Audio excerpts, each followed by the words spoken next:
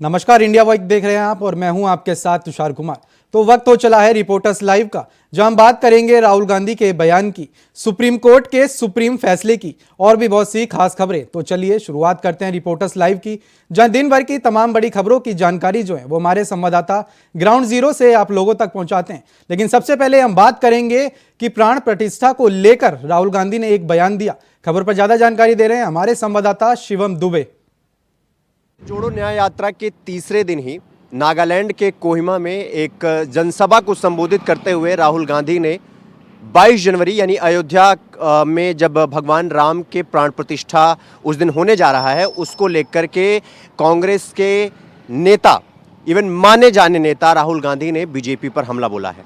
उन्होंने कहा कि ये 22 जनवरी में ये जो कार्यक्रम होने जा रहा है, ये भगवान राम का कार्यक्रम नहीं है, ये भारत के प्रधानमंत्री नरेंद्र मोदी कार्यक्रम है। उन्होंने भारत के प्रधानमंत्री पर अटैक करते हुए कहा कि ये कार्यक्रम आरएसएस, बीजेपी और नरेंद्र मोदी का कार्यक्रम है। ये कार्यक्रम पूर्णतया राजनीति से प्रेरित है। उन्होंने कहा कि शायद यही वजह है कि कांग्रेस के जो अध्यक्ष हैं मल्लिकार्जुन खड़गे जी, उन्होंने ये निर्णय लिया कि हम सब एक मुश्त होकर इस कार्यक्रम में न जाने का फैसला लेंगे, और यही हुआ। आपको बता दें कि उनका ये कहना था कि मैं हिंदू हूँ और मैं भगवान राम को दिल से मानता हूं। मैं शर्ट पर भगवान राम का नाम लिखवाकर पाखंड नहीं करता। मैं इस कार्यक्रम का विरोध इसलिए भी करता हूं क्योंकि मैं बीजेपी की तरह पाखंड नहीं करता, दिखावा नहीं करता। उनका यह कहना था कि प्रधानमंत्री इस कार्यक्रम को राजनीति से कंप्लीटली यानी पूर्णतया जोड़ दिए हैं, और यही वजह है कि वो इस तरीके का कार्यक्रम कर रहे हैं जहां पर हर जगह वो राम मंदिर को लेकर राजनीति करते हुए नजर आ रहे हैं। अब देखना यह है कि अपनी पूरी यात्रा के दौरान जब तक ये 22 जनवरी को राम मंदिर प्राण प्रतिष्ठा का कार्यक्रम नहीं हो जाता, तब तक वो बीजेपी पर इसी तरीके से हमलावर बने रहते हैं या नहीं, देखना बहुत दिलचस्प होगा। फिलहाल अभी मैं आप सबसे इजाजत लेना चाहूंगा। कैमरामैन सौरभ के साथ मैं शिवम दुबे, इंडिया वॉइस। दिल्ली में श्री कृष्ण जन्मभूमि को लेकर सुप्रीम कोर्ट ने एक बड़ा फैसला सुनाया। क्या है वो फैसला, बता रहे हैं हमारे संवाददाता अजय चौहान। शाही ईदगाह को लेकर के सुप्रीम कोर्ट में आज सुनवाई थी। हाई कोर्ट ने कमिश्नर बैच को आदेश दिया था कि शाही ईदगाह की जांच की जाए और पूरी तरह से जो अंदर सर्वे किया जाएगा, किसी भी चीज़ को छेड़ा ना जाए। लेकिन आज सुनवाई के बाद जिस तरह सुप्रीम कोर्ट ने हाई कोर्ट के फैसले को रोक लगाई, यानी अब 23 जनवरी को दोबारा से फिर इस पर सुनवाई होगी। अब देखना होगा कि मुस्लिम पक्ष और या हिंदू पक्ष को क्या 23 जनवरी को सर्वे करने का अधिकार मिलेगा या फिर अधिकार को रोक दिया जाएगा। ये सबसे बड़े, तो दिल्ली में जिस तरह सुनवाई की गई उसका एक सवाल यह है कि मुस्लिम पक्ष ने कहा था कि यहाँ पर कुछ भी ऐसा नहीं है। जो हिंदू पक्ष लगातार इस पर दावा करता है कि इसके नीचे भगवान श्री कृष्ण का स्थान है या बंदीगृह है, लेकिन हिंदू पक्ष ने कहा था कि इसके नीचे मंदिर है और भगवान का स्थान भी है, इस पर जाँच की जाए, जिसको लेकर हाईकोर्ट ने आदेश दिया था। लेकिन सुप्रीम कोर्ट में उस पर रोक लगा दी गई है। दिल्ली से अजय चौहान। पंजाब के मुख्यमंत्री भगवंत मान को मिली जान से मारने की धमकी। खबर पर ज्यादा जानकारी दे रहे हैं हमारे संवाददाता नितिन चौधरी। खालिस्तानी आतंकी पन्नू ने पंजाब के मुख्यमंत्री भगवंत मान को जान से मारने की धमकी दी है। बता दें कि सोशल मीडिया पे वीडियो वायरल करते हुए पन्नू ने खुद इस बात कहा है कि जिस तरीके से माहौल ख़राब करना चाह रहा है पन्नू, लेकिन उसके बाद उन्होंने खालिस्तानी आतंकी पन्नू ने कहा है कि इस तरीके से वो जो गैंगस्टर हैं उनसे वो संपर्क साधें। आखिरकार उन्होंने 26 तारीख को भी लेकर उन्होंने हमला करने की बात कही और उन्होंने कहा है कि पूरी तरीके से माहौल को बिगाड़ दिया जाएगा। जिस तरीके से पंजाब के मुख्यमंत्री भगवंत मान को जान से मारने की धमकी दी है, तो उसको देखते हुए पंजाब के मुख्यमंत्री ने उसकी शिकायत की है। शिकायत करती बार उन्होंने साफ तौर पे कहा है कि पन्नू ने कि आखिरकार 26 जनवरी को वो बड़ा हमला करना चाह रहे हैं। तरीके से पंजाब के मुख्यमंत्री भगवंत मान को जान से मारने की धमकी दी है पन्नू ने, तो पन्नू ने साफ तौर पे कहा है कि 26 जनवरी को वो कहीं बड़ा आतंकी हमला कर सकता है। जिस तरीके से उन्होंने कहा है कि तिरंगा जहाँ भगवंत मान फहराएंगे तो उसमें वो बड़ा हमला करने की तैयारी कर रहा है। कैमरामैन सुशील के साथ मैं नितिन चौधरी, इंडिया वॉइस, दिल्ली में सुप्रीम कोर्ट ने ज्ञानवापी को लेकर एक फैसला सुनाया। क्या है वो फैसला, बता रहे हैं हमारे संवाददाता अजय चौहान। एक बार फिर हिंदू पक्ष की जीत हुई है।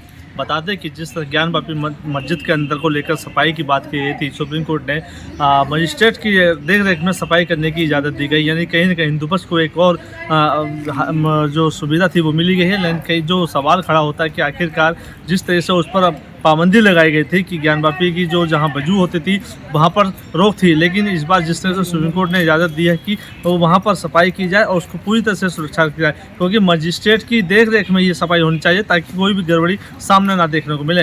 यानी सुप्रीम कोर्ट और मुस्लिम पक्ष को एक और झटका लग गया है, यानी कहीं ना हिंदू पक्ष इसको भी काफ़ी कुछ जो चला आ रहा था, जो अपने अपने सबूत दिए गए थे उसको लेकर सुप्रीम कोर्ट ने कई अहम फैसले लिए थे, लेकिन आज जिस तरह से फैसला आया है वो कहीं हिंदू पक्ष को काफ़ी मजबूत करने की बात कही गई है। और देखना यह होगा कि सफाई के बाद उसमें क्या कुछ मिलेगा, क्योंकि मजिस्ट्रेट जांच के अधीन ही, यानी मजिस्ट्रेट की निगरानी में ये सफाई होनी चाहिए। दिल्ली से अजय चौहान।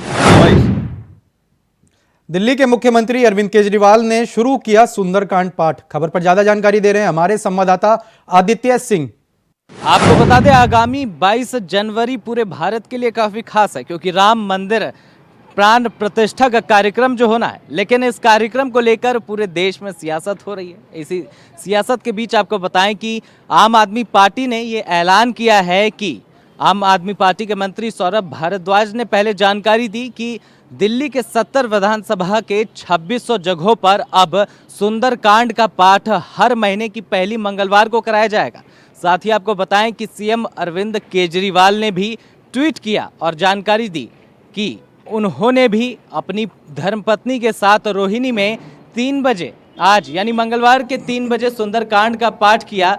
साथ ही इसके पहले सौरभ भारद्वाज ने भी जो है तमाम जानकारी इस सुंदर पाठ के आयोजन को लेकर दी थी। उन्होंने साथ ही ये बताया कि एक अलग से संगठन बनाया जाएगा पार्टी के अंदर, जो कि हर महीने की पहली मंगलवार को सुंदरकांड का पाठ कराएगा। अयोध्या में प्राण प्रतिष्ठा से पहले शुरू हुआ अनुष्ठान। खबर पर ज्यादा जानकारी दे रहे हैं हमारे संवाददाता अभिनव सिंह।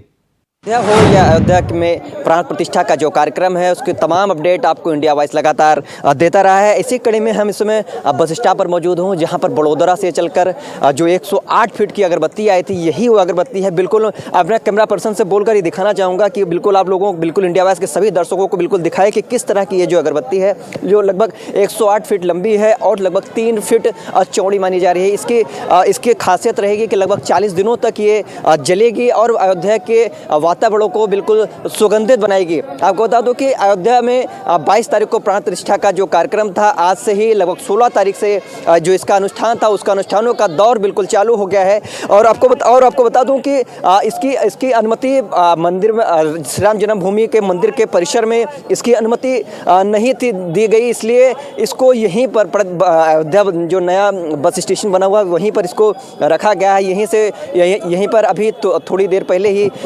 न्यास के एवं ट्रस्ट के अध्यक्ष नित्य गोपाल दास जी द्वारा इसको प्रज्वलित किया गया है। और इसकी खासियत बता दूं कि लगभग इसको कंटेनर से बाकायदा बड़ोदरा से लगभग इसको 1 महीने पहले चलाया गई थी, उसके बाद 1 महीने बाद ही पहुंची है, अयोध्या पहुंची है। और बाकायदा इसको गोबर गाय के शुद्ध देसी घी से एवं हवन की सामग्रियों से समावेश से इसको बनाया गया है। इंडिया वॉइस के लिए अयोध्या से अभिनव सिंह। गाजियाबाद में लागू की गई धारा 144। क्यों की गई धारा 144 लागू, इस खबर पर ज्यादा जानकारी दे रहे हैं हमारे संवाददाता प्रवीण कुमार। गाजियाबाद में शांति और कानून व्यवस्था बनाने के लिए गाजियाबाद कमिश्नर पुलिस ने निर्देश जारी किया है, जिसमें गाजियाबाद के अंदर अब एक धारा 144 लगा दी गई है।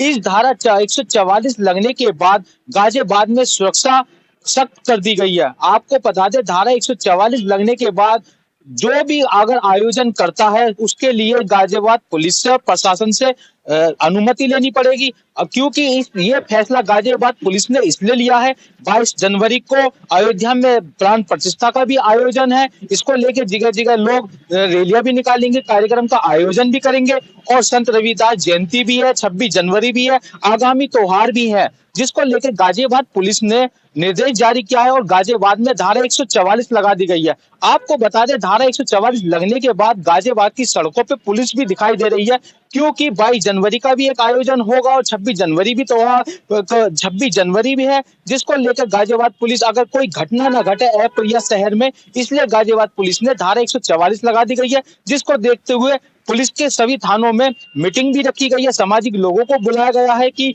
अपने आगामी त्योहारों को शांति और सौहार्द से बनाए। इस कानून व्यवस्था को की दृष्टि को देखते हुए गाजियाबाद पुलिस कमिश्नर ने आज से धारा 144 गाजियाबाद में लागू कर दी गई है। मैं गाजियाबाद से परवीन कुमार, इंडिया वॉइस के लिए। कौशाम्बी में रामचरण पादुका यात्रा का किया गया भव्य तरीके से स्वागत। इस खबर पर ज्यादा जानकारी दे रहे हैं हमारे संवाददाता इंतजार रिजवी। त्रेता युग में भगवान श्री राम, माता सीता और अपने छोटे भाई लक्ष्मण के साथ कौशाम्बी की धरती होते हुए चित्रकूट पहुंचे थे। अब जब अयोध्या में भगवान श्री राम का मंदिर बनकर तैयार हो गया है और 22 जनवरी को मंदिर की प्राण प्रतिष्ठा होगी, इसके लिए चित्रकूट के भरतकूप से श्री रामचरण पादुका यात्रा को लेकर भक्त अयोध्या जा रहे हैं। भरतकूप से यात्रा 15 जनवरी यानी मकर संक्रांति के दिन निकाली गई और दूसरे दिन यानी आज कौशाम्बी पहुंची है। यमुना घाट के महवा घाट पर यात्रा का भव्य स्वागत किया गया। इसके बाद श्री रामचरण पादुका यात्रा ओसा के काशीराम अतिथि गृह पहुंची। यहां पर यात्रा का भव्य तरीके से स्वागत किया गया। जिले के तमाम आला अधिकारी और जनप्रतिनिधि शामिल रहे। श्री राम की जय घोष से पूरा माहौल भक्ति में हो गया था। यह यात्रा प्रयागराज से होकर अयोध्या के लिए रवाना हो गई दोबारा। इंतजार रिजवी, इंडिया वॉइस, कौशाम्बी। उत्तराखंड में कांग्रेस राष्ट्रीय अध्यक्ष मल्लिकार्जुन खड़गे करेंगे दौरा। खबर पर ज्यादा जानकारी दे रहे हैं हमारे संवाददाता तुषार गुप्ता। कांग्रेस भी चुनावी मोड पर नजर आ रही है और लगातार जो केंद्र नेतृत्व के जो दौरे हैं वो अब प्रस्तावित हो गए हैं जनवरी माह के लिए। सबसे बड़ा जो दौरा है राष्ट्रीय अध्यक्ष कांग्रेस के मल्लिकार्जुन खड़गे जी 28 जनवरी को उत्तराखंड की धरती में देहरादून में जनसभा करने जा रहे हैं, जिसको लेकर जो तैयारियां हैं वो कांग्रेस भवन में देखने को मिल रही है। वहीं अगर 27 तारीख की बात की जाए तो ऑल इंडिया कांग्रेस कमेटी के जो मैनिफेस्टो जो सदस्य हैं वो वहाँ पर पहुंचेंगे और साथ साथ जो इंडिगो और मुंबई एयरपोर्ट्स की लापरवाही सामने आई है। खबर पर ज्यादा जानकारी दे रही हैं हमारी संवाददाता ज्योति निषाद। ठंड का सितम जमीन के साथ साथ आसमान में भी देखने को मिल रहा है। आपको बता दें कि जहां ठंड के कोहरे के कारण ट्रेनें लेट हो रही थी, वहीं अब विमान भी कई घंटे लेट हो रहे हैं। हाल ही में इंडिगो का एक विमान 18 घंटे लेट हुआ, जिसकी वजह से वहां के लोग रनवे पर बैठे नजर आए, जिसका वीडियो सोशल मीडिया पर वायरल हो गया, जहां पर देखा जा सकता है कि जो यात्री हैं वो रनवे पर बैठे हुए हैं और वहां पर खाना पानी करते हुए नजर आ रहे हैं। आपको बता दें यात्रियों का रनवे पर बैठे हुए वीडियो भी वायरल हुआ। यात्रियों ने दावा किया कि 14 जनवरी को दिल्ली इंडिगो की फ्लाइट करीब 18 घंटे लेट हुई। उसके गाजियाबाद में उड़ी सरकारी आदेशों की धज्जियां, कैसे बता रहे हैं हमारे संवाददाता प्रवीण कुमार। बढ़ती ठंड और शीत लहर को देखते हुए गाजियाबाद प्रशासन ने 2 दिनों के लिए स्कूल बंद करने के सभी स्कूल संचालकों को निर्देश दिया, लेकिन इसके बावजूद कुछ स्कूल संचालक अपनी मर्जी चलाते हुए स्कूल खोले हुए। नौनिहालों को स्कूलों में मजबूरन आना पड़ रहा है। ऐसे कोहरे में, ऐसी ठंड में बच्चों को काफी परेशानी हो रही है।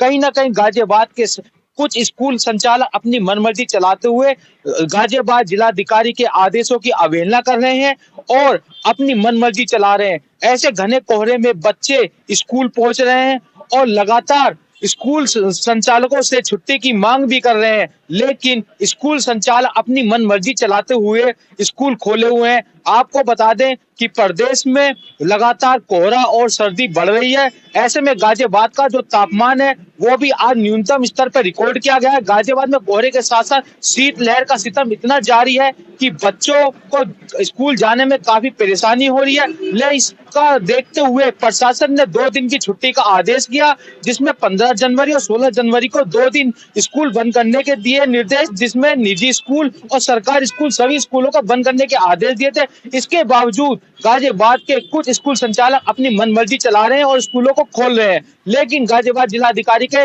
आदेशों की अवहेलना कर रहे हैं। अब देखने वाली बात ये होगी गाजियाबाद जिलाधिकारी इन स्कूल संचालकों के खिलाफ क्या कार्रवाई करते हैं। गाजियाबाद से परवीन कुमार, इंडिया वॉइस के लिए। समय हो चला एक छोटे से ब्रेक का, फौरन लौट रहे हैं। ब्रेक के बाद स्वागत है आपका। खबरों का सिलसिला आगे बढ़ाते हैं। मैनपुरी में पुलिस थाने से एक वीडियो वायरल हुआ है। क्या है वो पूरा वीडियो, बता रहे हैं हमारे संवाददाता मुकेश कुमार। मैनपुरी पुलिस का मानवीय चेहरा आया सामने। जी हां, आपको बताते चले मैनपुरी के बरनाहल थाना क्षेत्र में पीड़ित एक मैनपुरी पुलिस का मानिए चेहरा आया सामने। जी हां, आपको बताते चला, मैनपुरी के बरनाहल थाना क्षेत्र में पीड़ित एक बुजुर्ग अपने बेटे के साथ शिकायत करने पहुंचे थे, जिसके बाद बुजुर्ग के साथ पुलिस द्वारा अभद्रता की गई है।